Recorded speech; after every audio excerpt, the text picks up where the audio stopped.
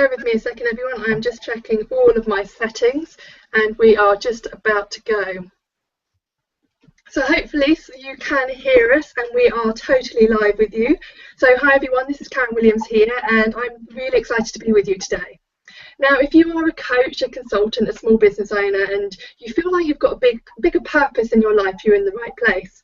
Perhaps you enjoy what you're doing already, or maybe you're wondering whether you're on the right path at all. Or maybe you're questioning what needs to change in your life. And today I'm going to be interviewing Helen Elizabeth Evans, and we're going to be talking about how you can create your purpose-driven business. One that allows you to earn money and also that makes you happy as well, where you don't feel stressed or overwhelmed. And one where you feel really satisfied, love what you do every day. And I'm going to be asking Helen to share her story with you. And if you bear with me a second, I'm just checking all of the settings. Sorry, bear with me a second.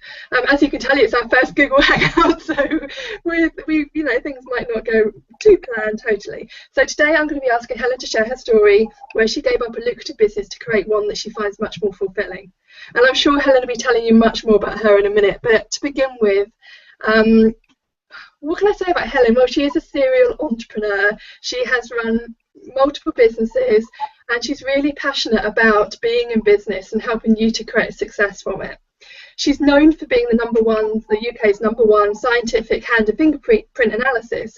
But what you might not know is that she used to run a business where she imported cherry wood furniture.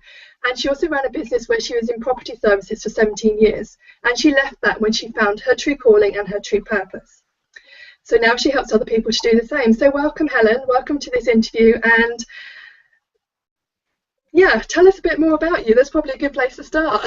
Oh, thanks. Well, you did such a great introduction there that there's not much that I could obviously add for weeks on end. But I think the key thing is, and what I really want people to get out of today is that what does it feel like when you're not on purpose, and should you be changing your life? I want to give you sort of some real content that you can really use and go away with. So I'm hoping you're going to stick with us. And I wanted to also give you some ideas about how you can create your own purpose-driven business. So I'm really looking forward to sharing all of that with you. And let's get started. Okay, so the first question I've got for you is, what do you mean when it comes to being on purpose in your business? I think the key thing is, which comes from my experience in the past of, I was in a traditional business making money the way that you traditionally make money and do things, and it wasn't fulfilling. And so for me, being on purpose is really actually doing a business that is really fulfills you and makes you feel like you're making a difference, that you actually have relevance, that all your talents and your gifts are actually used in the delivery of that business.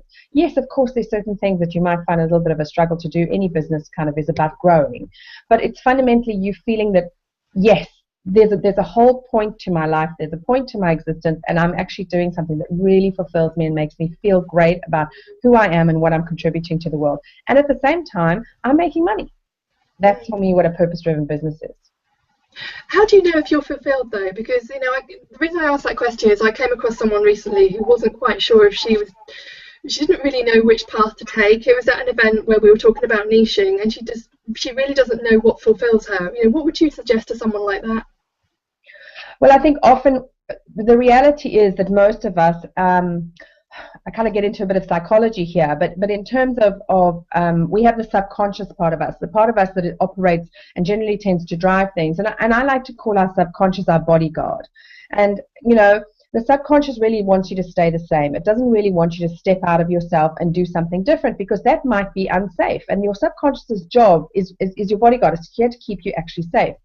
So often what happens when we get stuck, when we get like, oh, I don't know what I want, I'm not quite sure what would actually fulfill me, it's really your subconscious kicking in there, because actually what would fulfill you feels like it's outside your comfort zone, so you don't actually want to look at it.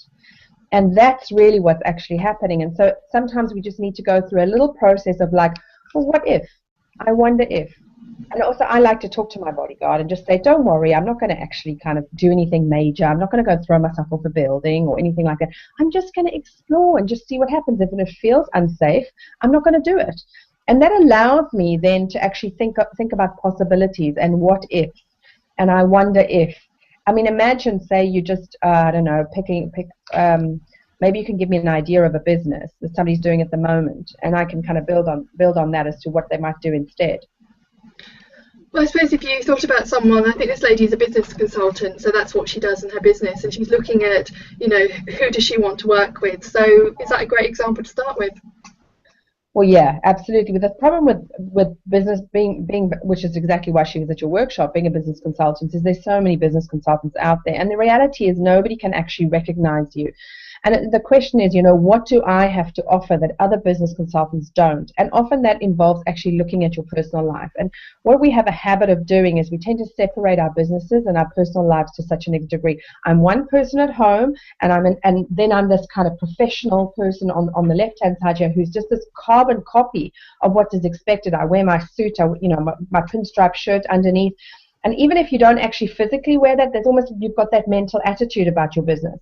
And what you don't realize is that what is actually unique about you and why people want to work with you is actually you, your values, what matters to you. So the first thing that I would get her to do is sit down and actually work out what are her values, what matters to her, what does she think what are her rules for living?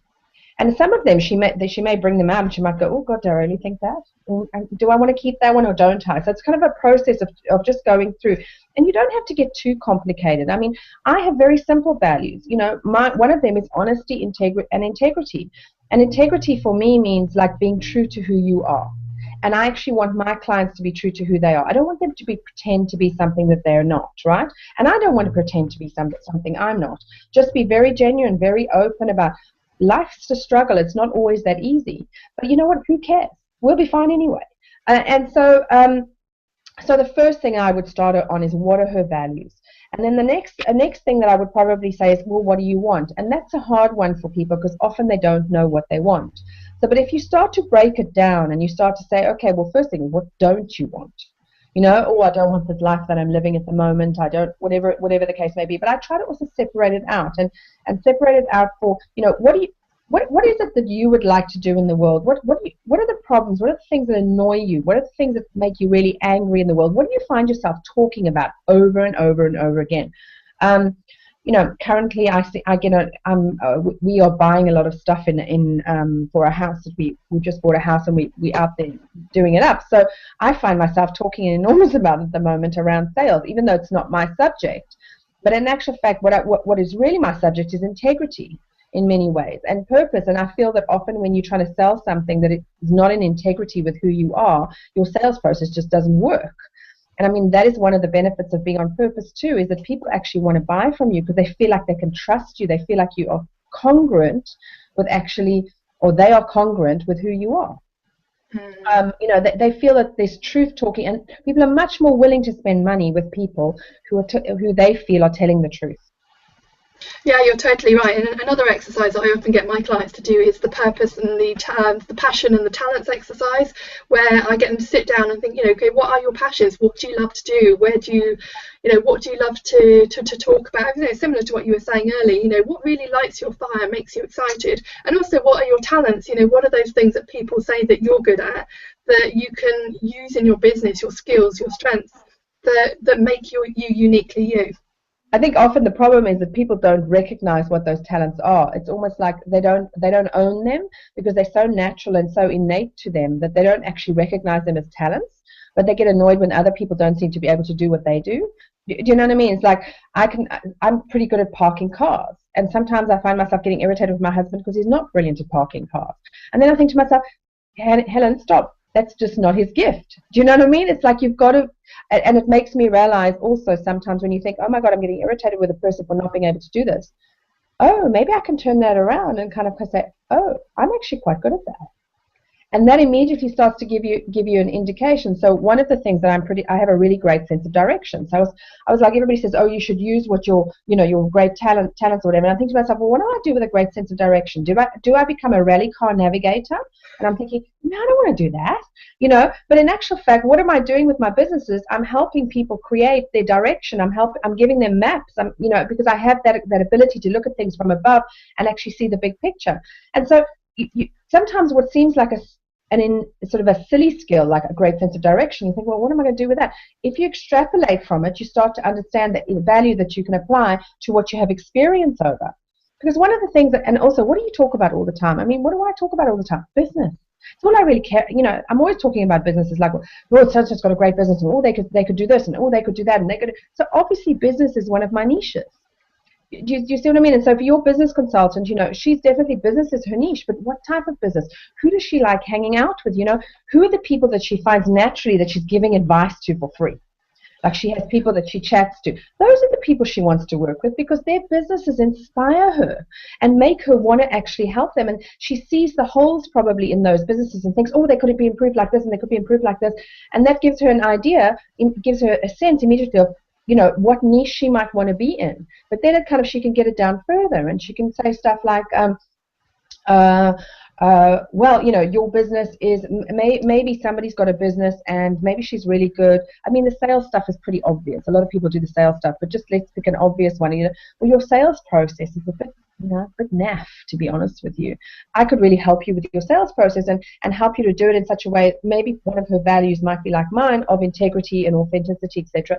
So she might actually help people then to actually structure their sales processes that they are fully in integrity and fully authentic and heart-centered, or whatever the case may be, and that might be her thing.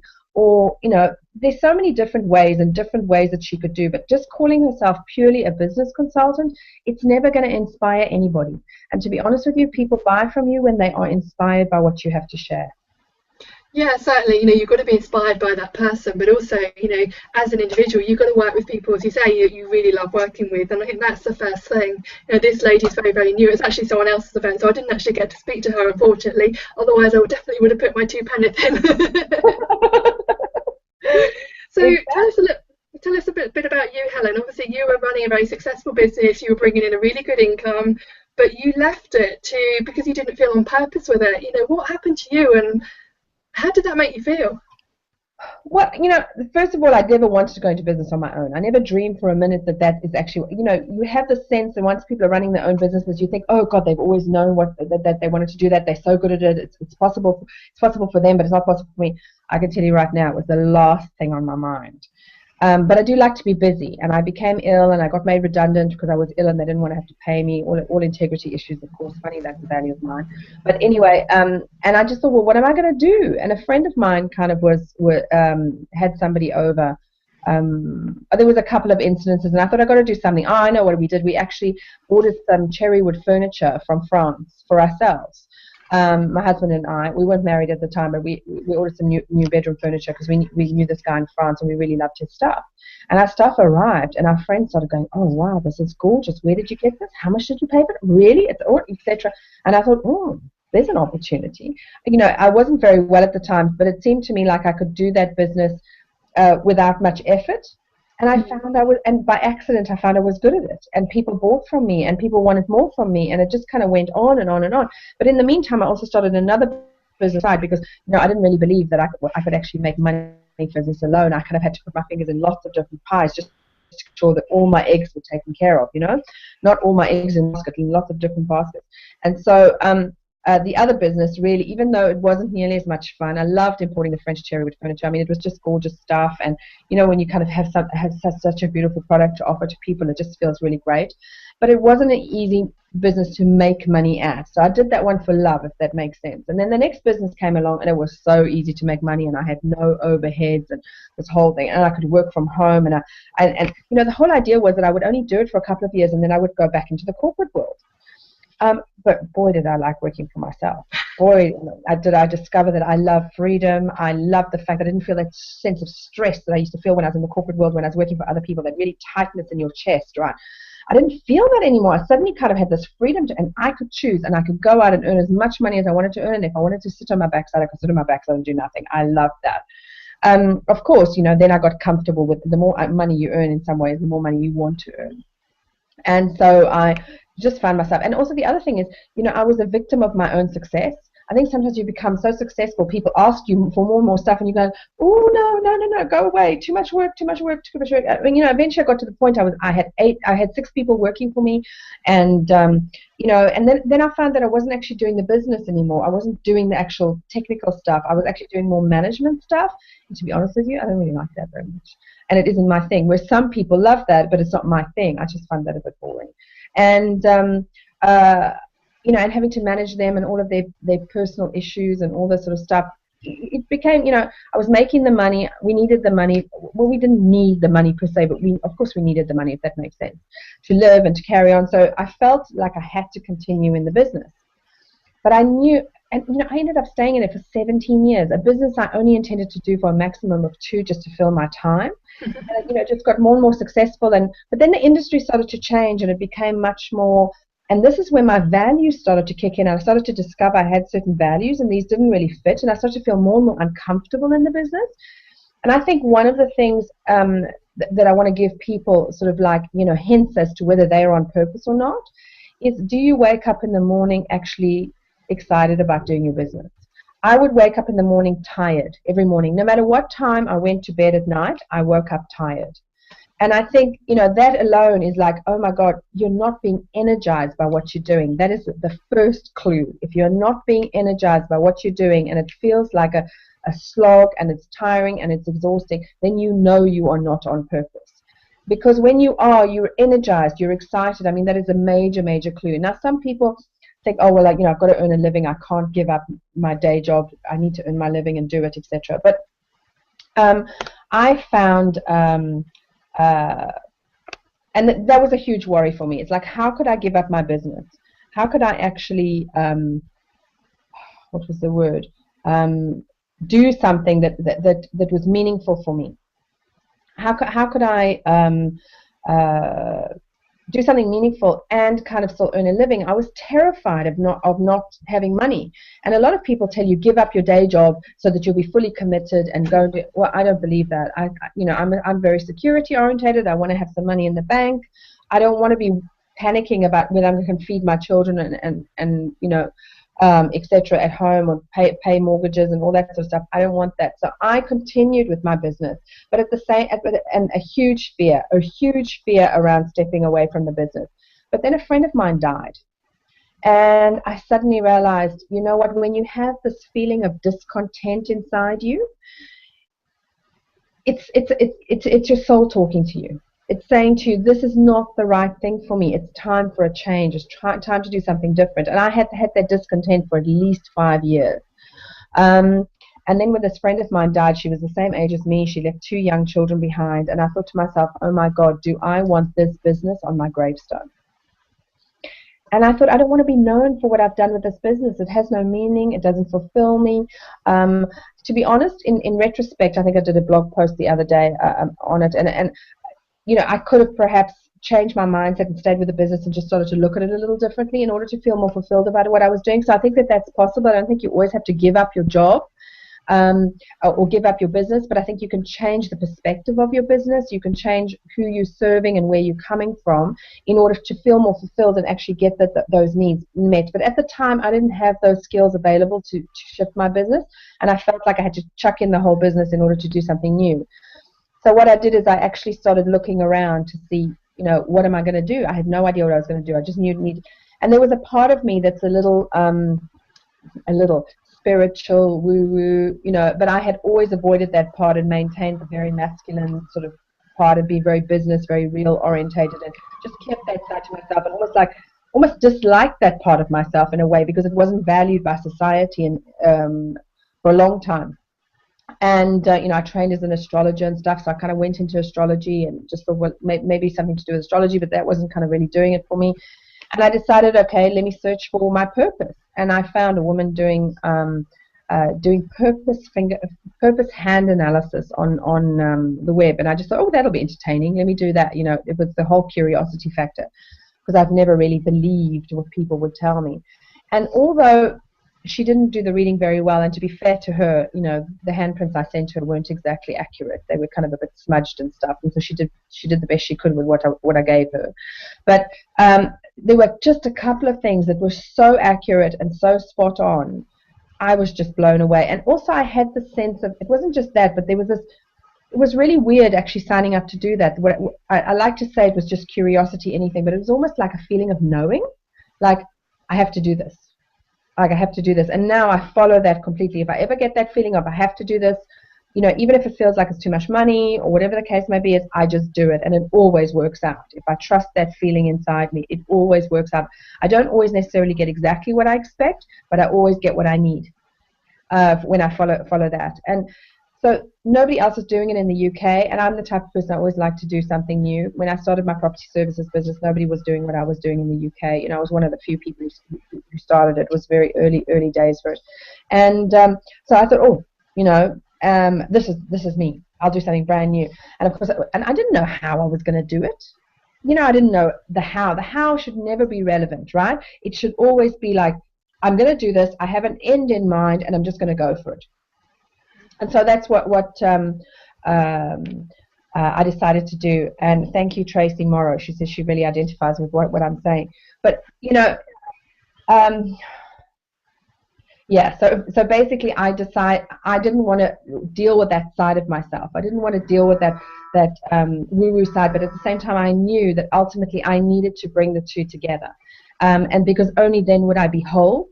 And I couldn't go completely woo-woo either, because, that for me is like you're living in la-la land. We live in a real world. We live in a world where we need to actually express the spirit of who we are through a physical existence, an existence that involves the requirement to eat, the requirement to bathe, or whatever the case may be. We need to integrate ourselves from both sides. And I think it's so important for us to do that, and to look at who we are on two sides, and look at the sides of ourselves that we're avoiding or that we're embarrassed about, and bring them together, because that's when fulfillment happens. And when Melanie died, I thought to myself, I'm great at kind of reframing things and turning things around in my life if something's bad, and looking at the gift in the situation. But it was really hard to see a gift in the death of in Melanie's death, and I just thought, well, I have to turn this around, otherwise I'm going to be knocked back by it. And I thought, okay, I'm going to actually make her death a gift to me. So basically, it's her waking me up, and I'm going to honor her by stop wasting my time and actually getting off my butt and doing something with my life, taking my talents that I have that I haven't been using and actually trying to use them. And to be honest with you, that's quite hard, because it makes you vulnerable. And one of the main reasons why we avoid living purpose-driven businesses is because we fear our vulnerability. We don't actually want people to really see who we really are, because what will they say? But the funny thing is, when they see who you really are is when you light them up. But we never expect that. We never expect the deep and meaningful connection we can create with our clients and the people that make a difference to us from actually being open and honest about how crap we are. And and I don't ever pretend to people to be this person who sits on a pedestal and is so marvelous and so wonderful in any way. And I don't think any of us should do that, because it's false and it's not true, and it sets up expectations in other people of them not thinking they're good enough, because we've kind of created this image of ourselves being this amazing human being, when none of us are, and yet we all are, if that possibly makes sense. It is your feet of clay that make you special. And it is those bits that actually, when you sort of suddenly start to see the value of your feet of clay and the value that you can offer to others because of you having to struggle with trying to break this clay off your feet so you can actually fly, it's that tells you the niche, and that's where the fulfillment comes, because you start to see, oh my God, the difference I can make to other people by sharing my stuff, but sharing it in a way that is inspiring and enlightening. Not, so there always should be, yes, this is the problem, but this is how I really see it. This is how it's possible to see it differently. And I went and I learned how to do this scientific hand analysis. I went to the States. I spent a lot of money. It's not exactly a cheap thing to learn how to do, right? Plus the flights, etc. And my husband was kind of going, what planet are you on? How can I tell people at work that you are when we go to a dinner party, oh yes, my wife does hand analysis. He's like horrified by the idea. I mean, I remember a friend of mine who's a very famous healer, and she said to me, can you imagine when I go to dinner parties, I tell people I'm a healer, and they turn around and start speaking to the other person because they can't imagine what to say to me. I mean, it's that kind of situation, and my husband's an ex-banker, so you can imagine his rather straight viewpoint on life. But yeah, but you know, I just felt this calling. I felt like I had to do this. I was inspired by it. And I think when you do something that inspires you and lifts you up, you know what? Other people are drawn to your light and your excitement about it, and they just want to be with you. And opportunities just come to you. And I think that's what you know, I was doing the hand analysis, learning how to do the hand analysis, but I was sticking with my day job. But I did I did have to dial it back a bit in order, because I was working so many hours with my day job. I was working 6 days a week. I hardly saw my kids. I was tired at night. I was always irritable. And I was thinking to myself, I don't want to be this kind of parent. I don't want to be this kind of wife who just is always just fed up. And we don't realize when we do jobs that actually don't inspire us, or we stick at something because out of fear, that the huge impact it makes on every area of our lives, which is why it is so, so important to be doing work that actually fulfills you and makes you excited and thrilled by life. And it is possible. I will not tell you that every single day you will feel excited and inspired, because guess what? You will probably have some form of adrenal exhaustion if you did. So physically it's not possible for you to feel that, but it needs to be a general feeling that is on the upper section, as opposed to, oh God, not another day, you know, oh, I have to face that guy at work again, or oh, how am I going to go and find some clients? Or, you know, yes, when you are on purpose, sometimes there is that thing of actually struggling to find clients, but you know, and that problem is not going to go away. But I can tell you right now, if you are inspired and excited about what you do, and you're clear about what you're communicating, people will come. They will just come naturally. I never imagined for a minute people would actually want to have their hands read by me. I thought I would be like the tarot card reader at the local market, 50 quid a go, let me read your hands. But I didn't want to be that, because that felt like that wasn't me, and I didn't respect myself to be that kind of person. And you know, I needed to trust that. I didn't trust it initially. I mean, there was this huge fear. I was always battling fear, and I know one of the reasons why I like working with you is because you really inspire me around getting over fears, like having a fear and moving through it anyway, because that's really what life is all about. It's actually taking these fears and actually moving through them. And if you're doing something that inspires you, it's kind of like you're allowing the fear to be there. You're not discounting it. You're not getting rid of it. You're allowing it to be there, but you're kind of moving forward anyway. And I'm a great one for moving forward in baby steps anyway. So I just continued, and I started by actually doing people's hands when I got back for free, because I didn't know the value. I think half the time is we don't know the value of what we do. So I was quite happy to do people's hands for free, just to see. And then I started to see the reaction I was getting. And I was getting more and more amazing reactions. But the interesting thing is, free, I got a certain level of reaction. 50 quid, the reaction improved slightly. 97 quid, the reaction got even better. And as I got more and more expensive, the more people valued what I was doing, and the more they started to actually use what I was doing. And that fulfilled me. So, you know, my price point has nothing to do with the fact that I need to earn what I'm earning. My price point has to do with the fact that people do more with what I give them when they pay what I ask them to pay. And because what I'm inspired by is not by the money. I'm inspired by the results people get. I'm inspired by the feedback that I get. And this is one of the things you need to know about yourself. You need to know what inspires you, what feeds you, what energizes you, so that in your business, when you're creating it in such a way that you remain inspired, you remain excited about your business.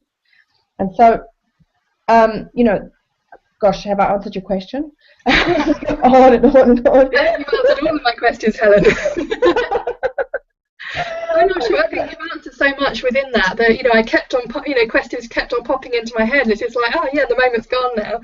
I think, yeah, you've answered my question so much, but what about people who really don't know their path, or they're questioning? And you know what I'm talking about, you know, some of my clients or people I talk to before they've become clients are people who are, they don't, you know, they've given up their day job, or they're thinking about giving up their day job because they've got a real passion, they really want to do it, but then, you know, they don't get clients, or you know, they've got a really big project that doesn't happen, or something goes wrong, or they start to get failure after failure after failure. And I know, you know, it's only, you know, you know, it's no failure, only feedback, but you know, it's very hard to see whether you're on the right path when that's happening to you. What do you say about that, Helen? Well, I would say that they're probably not on the right path. They just need, but the path needs tweaking. Yeah. And that's the thing. Is, in actual fact, sometimes they get. I think the biggest problem that I see is people not following their intuition. Is people following some formula somebody else has given them, and then they wonder why it doesn't work. Because what works for one person does not work for another person. And yes, long term, I think that you can create this business with, this is in our industry in particular. There's this whole thing around, create the passive income, sit in your butt on the beach, and actually earn money. And yes, at some point, I think that's possible for people. But you have to have developed a huge community in order for that to be sustainable. And so you have to start with creating a community. And one of the struggles, and a community is just a customer. I think, Brian Tracy always says, and I think this is absolutely true, that the people who are successful in business realize it's actually about customers. It's not about money. And when you start to realize it's about, even if you've only got one customer, you take care of that customer better than that customer has ever been taken care of in their life before. Not so much that you come across as desperate, but that you come across as somebody who really cares and actually wants to make sure that their customer receives good, reasonable, just above what the customer would expect service. Just that little, you just go that little extra mile. If you go too far, you embarrass your customers. But really take care of them, because if that customer has an amazing experience, which by the way is very much, okay, this is another challenge for people in this industry, is that they have, a lot of us decide we know what's right for somebody else, including our customers. And often, and so, things that I've done, I've gone to, and I've lived through somebody else's formula. And I'm like, this formula didn't fit me. And so the question is to always ask your customers, what do they want? What outcome do they want? How do they want to feel? This kind of stuff is, and when you first start in your business, this is the key thing, is that you need to change how people feel. Because you cannot heal people, you cannot fix people, you can only inspire them. Do you know what I mean? That is pretty much all you can do, and inspire them to get off their butts and take action. That is pretty much all you can do for people. So, you have to ask yourself, well, how am I going to inspire these people enough? There's no point in being a school teacher, because that is never going to inspire them to do anything. How can I help them to see the benefit of doing what I tell them to them? What's the benefit to them of them doing this stuff? And when people can walk away with that kind of they tell everybody about you and say, this person made an incredible impact on my life. I mean, I had somebody I didn't even know right on my Facebook page, somebody I'd never met, never even spoken to, right on my Facebook page, something about, I can't believe the number of people in the last 2 to 3 months who told me that you have completely changed their lives. I looked at that and I went, oh my God, this is what happens when you're on purpose, because all I'm doing is giving the best of myself and caring about the people who come to me. That is it. And people are feeling cared for. And when they feel cared for, they tell everyone. And then you don't have to go looking for clients. They come to you. And I would say that if they are trying things, they're trying formulas. But if you're doing your formula and you don't have the heart behind it, you don't have the congruence, the integrity, the honesty, the authenticity. I mean, authenticity is this kind of overused word, and it's to a certain extent integrity. But the word that I like better is congruence. Like, are you coming, is the message that you're giving out there exactly what people get when they come to see you?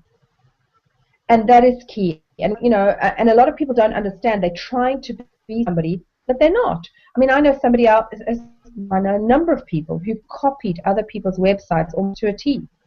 Or they've copied, they copy. And it's like, that's not congruent, because it's not you. And it shows that you don't value you, so why should your clients value you? If you value yourself, you will put yourself on the page, you will put yourself out there, you'll put your values out there, you'll live according to your values, and that's what people will see, and they go, oh my God, this person is something unique, different, and honest to offer, and that's what people want. And you can't. I'm sorry. I don't live in the world where you start charging £3,000 for a day's work with a person when you have no experience in that thing. Feel free to go ahead and do that, and you know what? You'll have success 4 or 5 times, and then people won't come back. The key thing is to give people value.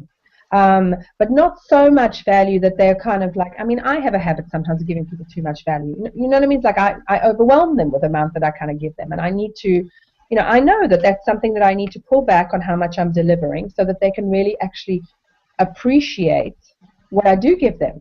But, you know, my mind works at, you know, 22 times the speed of light, and so I'm kind of constantly developing that.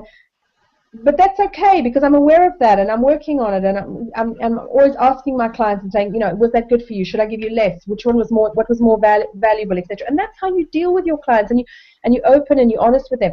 That's what makes them want to come back. And in my world.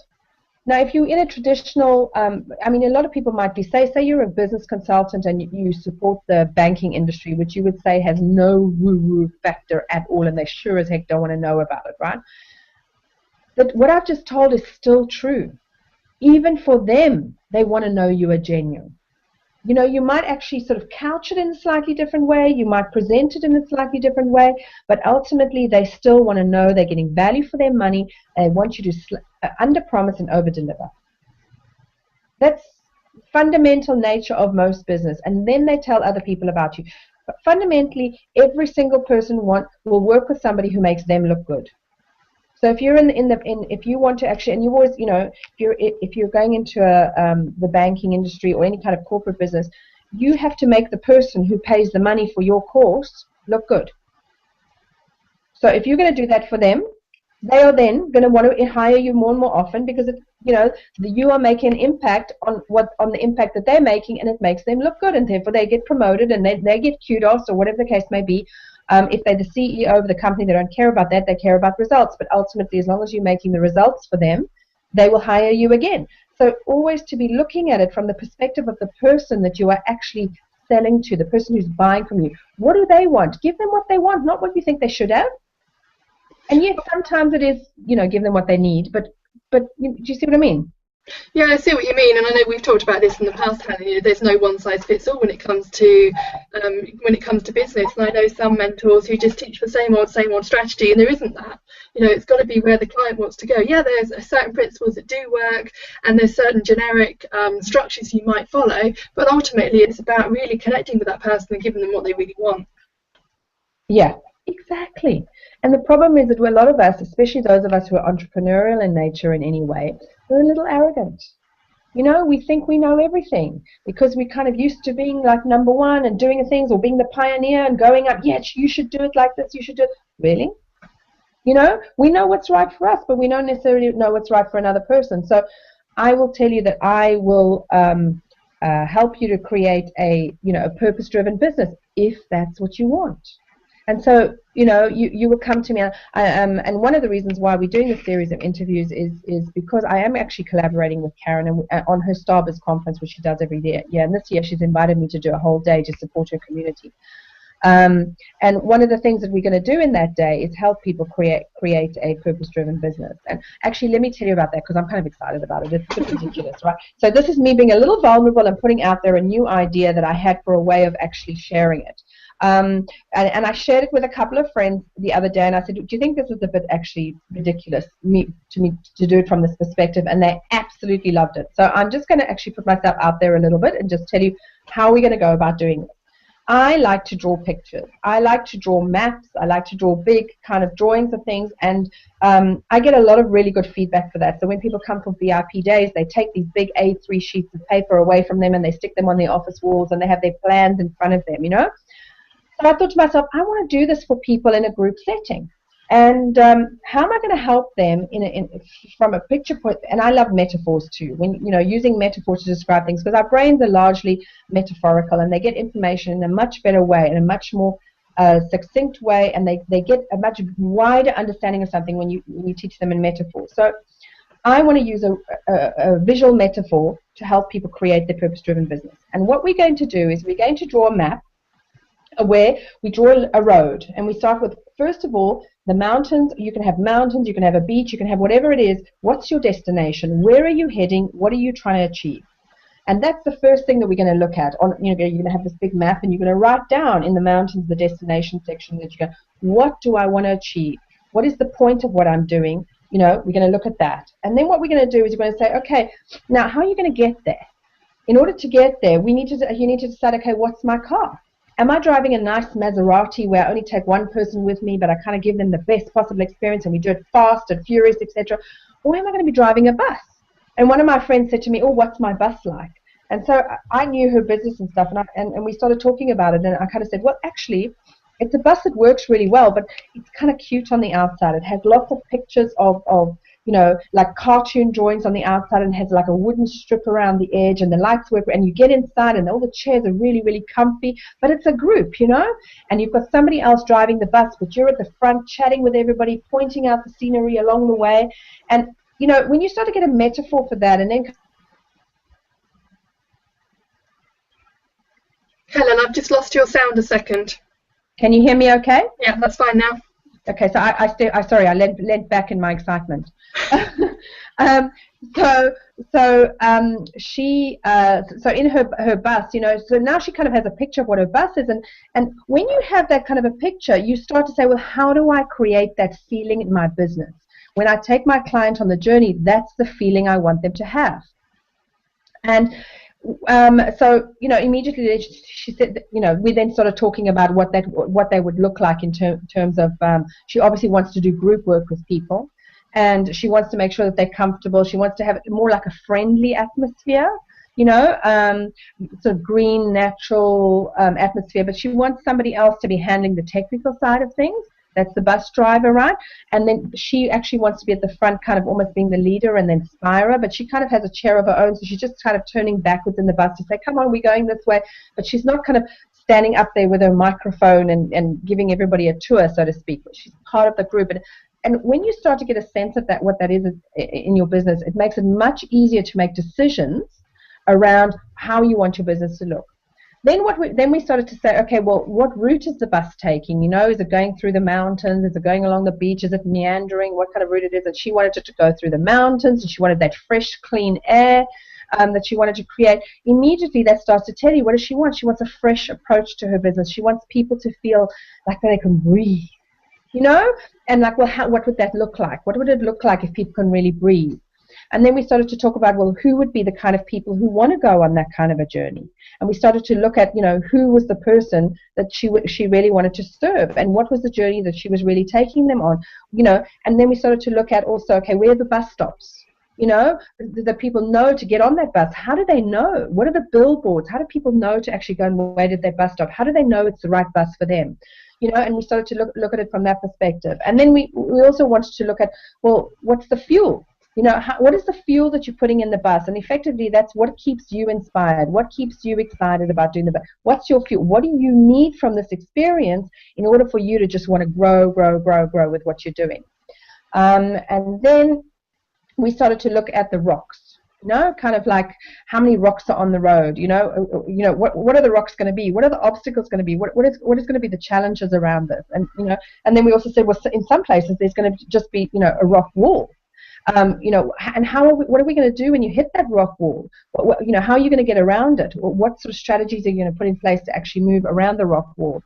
And so we're kind of going to draw this big plan up on the wall, which will actually have all the details and the feeling that you want to create, and etc. And then put the details, and it will be in the group. It will be sort of because I really believe in collaboration. I believe that two heads are much more useful than one. And although I will definitely guide the discussions, we're going to have people there who really are already in businesses themselves, and we're going to all be working together to really create what suits them. And I'm also going to have a list of questions as well right at the beginning, where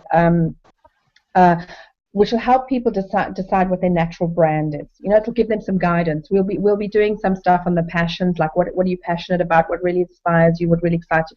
There'll be a bunch of pre-work that we will do at the beginning of the day before we start getting business on our map. But the whole point is to take that map away, so you have something solid, something concrete that you can put above your desk. It's a bit like a vision board.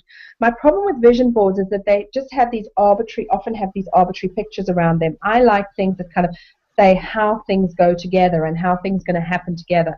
And so that's what I want to help people create. What do you think? Fantastic. Do you like it? I mean, I don't know if anybody who's listening has realized that you can actually post on the Facebook page. So if you've got any comments or you think that's a rubbish idea, feel free to let me know. Uh, but I mean, I'm really excited about it, and those people that I've shared with about it are really excited about it. And it'll be something very different to anything you've done to date, and I think it'll make a really big difference and a real big impact in your business. So I'm just very buzzy and excited about it. Anyway, I'd love to know what your feedback is or any questions that you have. So feel free to post. So the Starbiz conference, as people may know, and I know there's some people listening in who have already registered for it, so that's on the 11th and 12th of July, Denby's in Dorking in Surrey, and yeah, I'm really excited about it. And I know the web link on the Facebook page is working, but the normal web link, starbizconference.co.uk, you know, sod's law, it's not working this morning, and I need to be sorting that out later on today with my web designer. So starbizconference.co.uk, or go to the Facebook page for the link. So, Helen, have you got anything else that you know, what else do you feel that you would like to share today to help people to get in touch with their purpose, and so they can actually reflect that in their business? I think the first thing to do is to really look at the patterns of your life. You know, what have been the patterns? Where have been the challenges along the way? Often the pattern to the challenges, there's something to do with self-worth. Maybe there's something to do with you know, struggling to kind of feel powerful. Maybe you often feel powerless. You often feel trapped. You feel like you can't make a difference. Not very good at maybe speaking up. Actually, that's going to be one thing that we're going to talk to. I'm going to talk to Karen about next week. I'd love you to come back, by the way, next week, because I'm going to be talking to Karen about some of the wonderful things that I think that she contributes to our world. And what you can really learn from her. So, but you know, there's so many different things, there's different patterns that you've had. So in your case, it was, you know, the shyness and the holding back. But then if you look at it, it's like there's a determination to overcome them in your case. And so if you start to look at your patterns, you can start to see actually immediately how you can help and who probably your target market is. People with very similar patterns who are a few steps behind you. That can really help you to kind of get a sense. But I think people sometimes get too wrapped up in where's the money going to come from. And what you don't realize is that if you are inspired and excited, I mean, look at me, I'm doing a fingerprint analysis business, right? You know, and yet I'm a very real, grounded human being. But anybody who doesn't know me that would go, oh, who wants to do fingerprint analysis with business, right? Why on earth would I want to kind of pay for that? And yet, look at me, I have a good business doing it. Why? Because I'm excited and I'm passionate about it, and I tell people about the value, you know, to do it, etc. Thank you, Tracy. I love the fact that you're bothering to post. Thank you, Tracy. Sounds amazing. Because I can't wait until the Starbiz conference. I mean, you know, so by the way, always share. I have a huge value around that. If somebody does something great for you, share. Always give feedback. I love feedback. Most people love feedback in some way that they can get a sense. And even if the feedback isn't necessarily positive as such, don't be mean, but kind of, you know, give good feedback and just say, I love the work that you do, but that particular thing didn't inspire me, and these are the reasons why. So that the feedback that you give is really helpful. So thank you, Tracy, for giving the feedback. It really helps us to know that we're doing something valuable. Helen, can I just mention, I know that some people are live on Google Plus as well, and it is our first time using Google Plus. If anyone's got any questions, we have got people live here. Not on the Facebook group, it's through Google Plus, which is confusing me totally. If anyone's got any questions, pop them in, because we're going to be live probably for about another 7 or 8 minutes, I believe. Yeah, so you can just, I mean, I can't read the Google Plus comments if they come up with you, Karen, but I'm reading the ones on the Facebook page. So, you know, I can read those. So, Karen, can you see the ones that are are coming up with Google? Yeah, nothing's coming up at the moment, Helen. So if they do, yeah, or if anyone wants to go to the Facebook page, which is www.22social.com / Helen and Karen, I believe is the link, but you can also leave your comments on there as well. So I just know that not everyone these days is on Google Plus. So oh, I know. It just, you know, it's all new, isn't it? So this is why actually, Karen, this is what I loved about Karen. I said to Karen, why don't we do a hangout? She goes, hangout? I've never done a hangout before. Don't know how to do a hangout. I have to go and research how to do it. And the next thing I know, we're doing a hangout. I mean, you know, I think that's just so inspiring, and I think, you know, that's the kind of energy that you want to be around. I mean, that's actually another thing from a purpose perspective. If you're stuck at the moment or you're struggling, really think about who you are surrounding yourself with. Because often, sometimes, the business you're doing is the right business, but it might actually be that you're doing it in the wrong market. So, for instance, I was working a lot with estate agents, and then I know a lot of great estate agents, so this is not a thing, but in general, I found them to be uninspired by the work they were doing, and that impacted on how they actually dealt with anybody who they worked with. And, and so you really want to say to yourself, okay, what are my values? Who do I want to surround myself with? And since I've got into working in purpose work, I was run about I don't know, a couple of months ago. I wrote something on Facebook, and I got this amazing feedback from it. And I sat there and I thought, oh my God, look how I have completely and utterly recreated my life. I mean, I am surrounded by the most loving, giving, amazing people. And I created this by actually just saying, I'm willing to give up my day job. And which, by the way, maybe I haven't made it clear enough. I kind of slowly wound that business down. I could have sold it. I could have done, all that sort of stuff, and actually kind of gone straight into the other business. Maybe I should have done that, but I didn't want any of the ties. Often when you sell a business. Oh, you're back. Yeah, so often when you sell a business, there's a lot of ties into it. So you've got to continue to work with the business for a certain period of time, and there's a lot of things that I could have done. I chose not to. Personally, I don't think necessarily it was my best decision. You're allowed to make mistakes. Probably I should have sold it.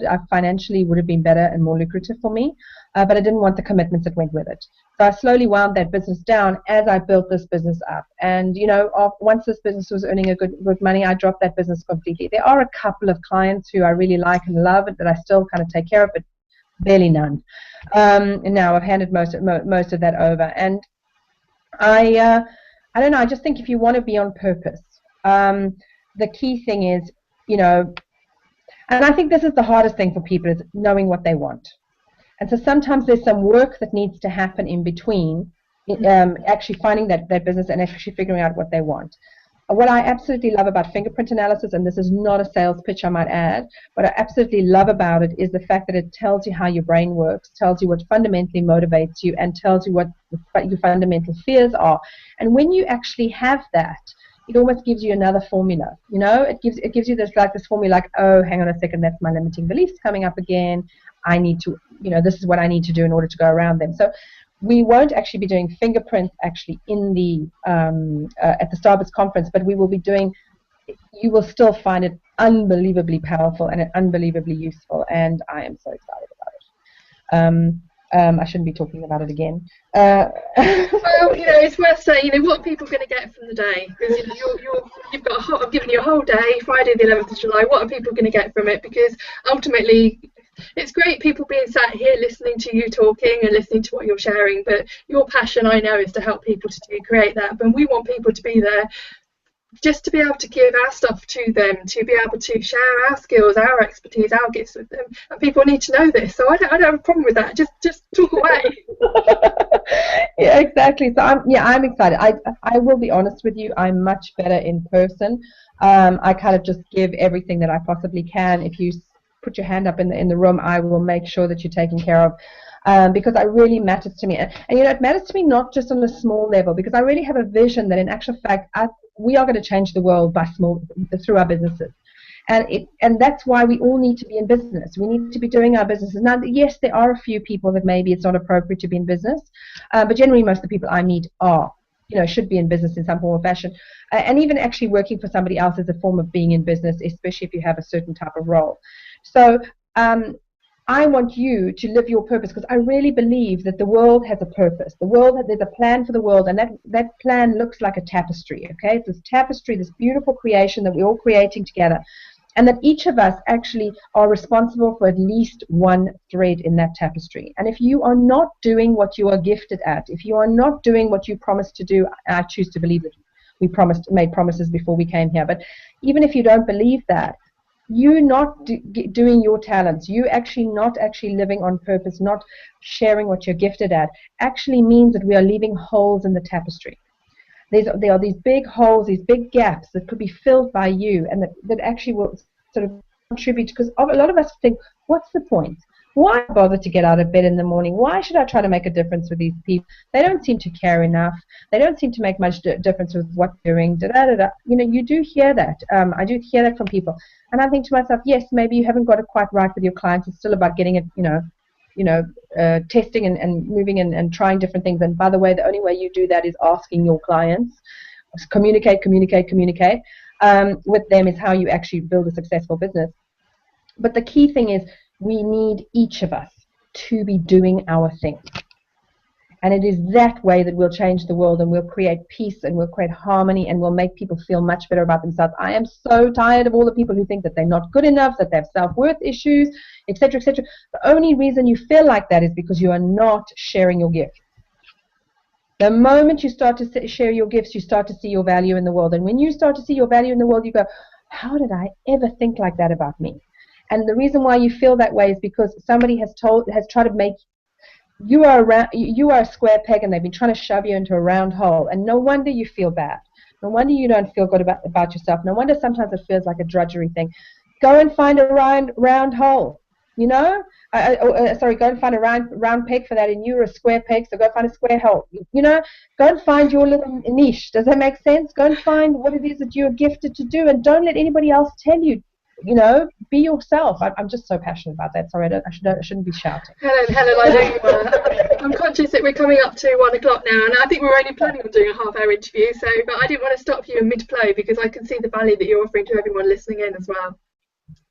Okay, well, Karen, thank you so much for taking the time to do this. Thank you so much for inviting me to come to Starburst. I'm so excited about it. And I'm really excited about helping people create their purpose-driven businesses, you know. Karen,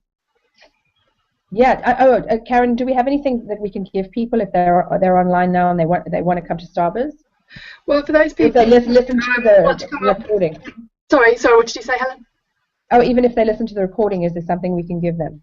Yeah, you know, one of the things we're doing at the moment, there's an early bird offer which expires on the next Friday, the 13th of June, for those of you who are listening before that. And I know that Helen is, she wants to throw in a bonus of a half-hour mentoring call with her for anyone who signs up. I think, how many people we're offering that for the first how many people? Shall we do it for the first 3 people who sign up, you know, between now and obviously the early bird offer? The first 3 people, the next 3 people to sign up, they get a half-hour mentoring call with you. Oh, I'm happy to do it for the first 5. That's fine. The next 5 who sign up can quite happily have that.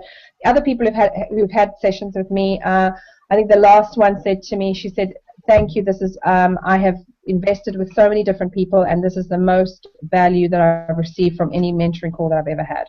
So that's what I like you to go away with. So if you would like to take advantage of that, please do. We'd love to see you at Starburst, but either way, stay in contact, and we will be thrilled to support you in any way either of us can. Yeah, just one last thing. We're doing another hangout next Monday, 12 o'clock, where Helen's going to be interviewing me. I can't say that I'm just going to flow as much as Helen, but I've got so much to share really from my story. I will be talking about what I'm covering at the Starburst conference because that's really important. It comes from my heart. But as you can tell, Helen and I have very different personalities, so it'll be a very different way. Perfect, exactly, and you know that's what I believe in, don't you, Karen? Brilliant. Well, see many of you next Monday, 12 o'clock, same time, same place. If you're listening to the recording, just watch out for it in the YouTube. See you next week, everyone. Take care.